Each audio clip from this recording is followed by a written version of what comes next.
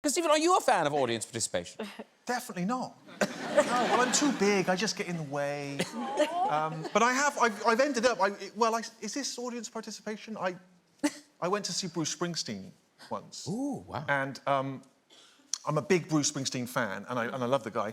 And it was a big stadium show, and it was sort of 20,000 people. And I managed to get down in the front. And I didn't realise, but he falls back into the crowd during the show, during Hungry Heart, and the fans kind of carry him on their hands back to the stage. Oh.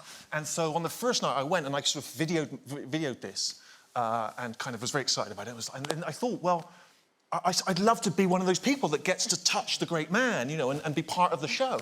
And so I went back the following night. I got another ticket, and I was so determined because it's like I knew where he was going to be, at what time, what he was going to be wearing. I thought, I'm going to touch this 70-year-old man. I was like a stalker in an old people's home. Do you know what I mean? It's like,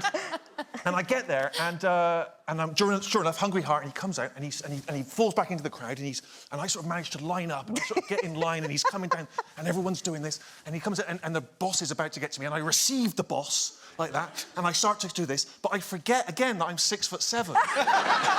And so Bruce Springsteen starts to go upwards like that. And the person behind is regular height, and they can't reach to receive him, and so I'm holding, and there's a moment in time when I'm taking the full weight of Bruce Springsteen. Terrified that I'm going to drop him and he's going to break his neck. And he's quite a small man, but he's surprisingly heavy. He's like, have you ever moved a sofa bed?